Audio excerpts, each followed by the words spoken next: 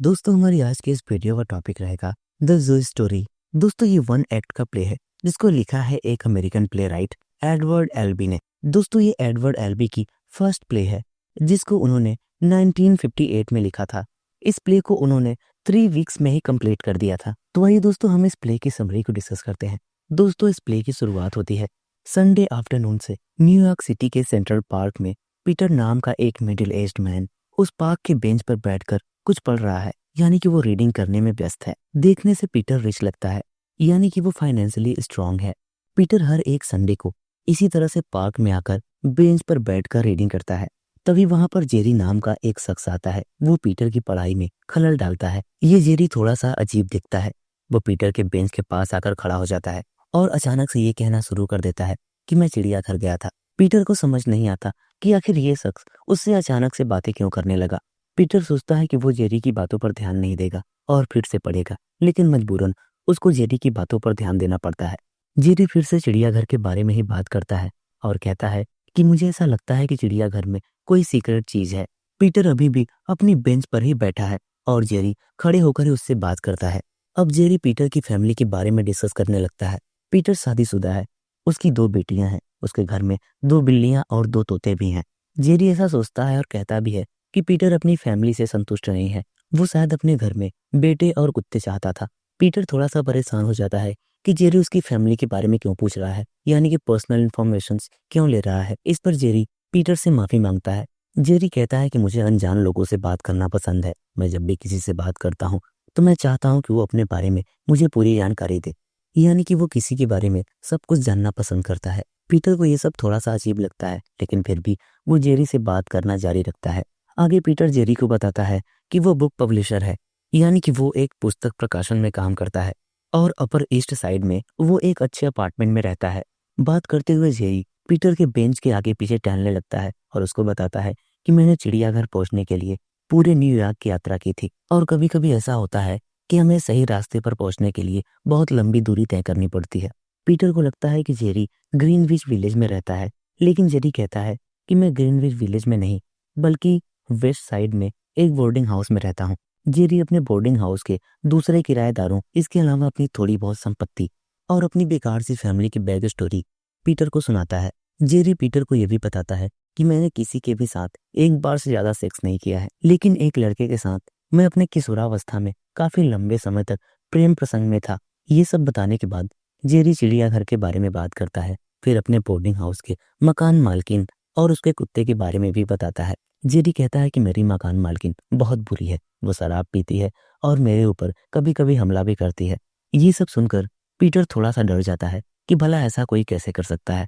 इसके बाद जेरी कहता है कि मेरी मकान मालकिन का कुत्ता भी बहुत बुरा है। मैं जब भी अपने बोर्डिंग हाउस में जाता हूँ तो वो मेरे ऊपर हमला करने की कोशिश करता है। इसके बाद जेरी कहता है कि मैंने उसकी इस आदत पर उस कुत्ते को अपना दोस्त बनाना चाहा। मैं हर दिन उसको हैम बर्गर का मांस खिलाता था, लेकिन मांस खाने के बाद भी वो मेरे ऊपर भौंकता था, यानी कि फिर से हमला करने की कोशिश करता था।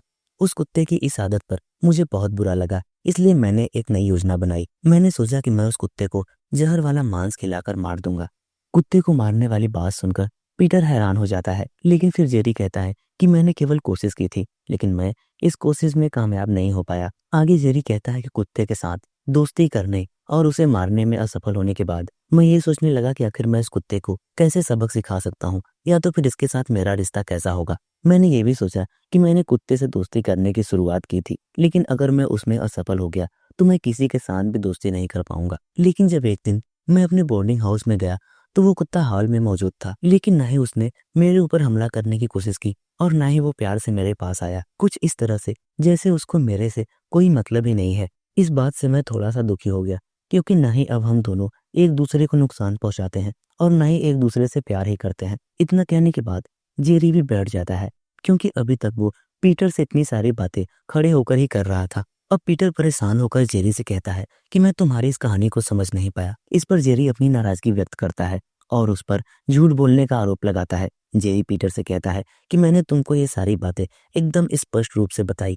पीटर जेरी को परेशान करने के लिए माफी मांगता है और अपनी बेंच से उठने लगता है, यानी कि जाने की तैयारी करने लगता है। तभी जेरी पीटर को गुदगुदी करने लगता है। पीटर हंसते हुए कहता है कि तोते रात का खाना तैयार कर रहे होंगे और बिल्लियां मेरे घर पे खाने का मेज़ सजा रही होंगी। पीटर के शांत होने के बाद जेरी उससे बताता है कि मैं चिड़ियाघर ये जानने के लिए गया था कि लोग और जानवर एक दूसरे के साथ कैसे रहते हैं, लेकिन चिड़ियाघर में सभी जानवरों को सलाखों की कैद में अलग अलग रखा जाता है। इतना कहते ही जेरी पीटर को थपकी देता है और उठने के लिए कहता है। इसके बाद जेरी पीटर को मुक्का मारता है और कहता है कि यहाँ से तुरंत उठ जाओ, जबकि पीटर बेंच के एकदम किनारे पर बैठा था। जेरी की इस हरकत पर पीटर गुस्सा हो जाता है, लेकिन जब पीटर देखता है कि धीरे धीरे जेरी और भी ज्यादा हिंसक होता जा रहा है, तो वो पुलिस को बुलाने के लिए चिल्लाने लगता है। जेरी पीटर का मजाक उड़ाने के लिए उसको वेजिटेबल्स कह के बुलाता है और पीटर से कहता है कि अगर तुम ये बेंच वापस चाहते हो तो उसके लिए तुम्हें मुझसे लड़ना पड़ेगा। जैसे ही पीटर जेरी से लड़ने के लिए तैयार होता है, जेरी एक स्विच ब्लेड यानी कि चाकू जैसा हथियार निकालता है और पीटर के पैरों पर फेंक देता है।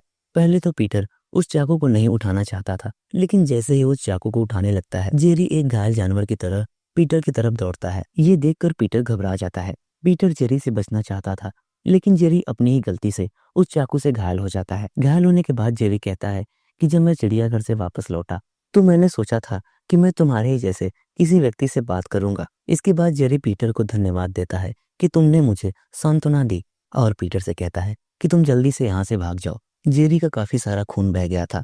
ये सब देखकर डर के मारे पीटर की चीख निकल जाती है और वो वहां से भाग जाता है। तभी जेरी की भी जान निकल जाती है, यानी कि वो मर जाता है और यहीं पर हमारा ये प्ले एंड हो जाता है।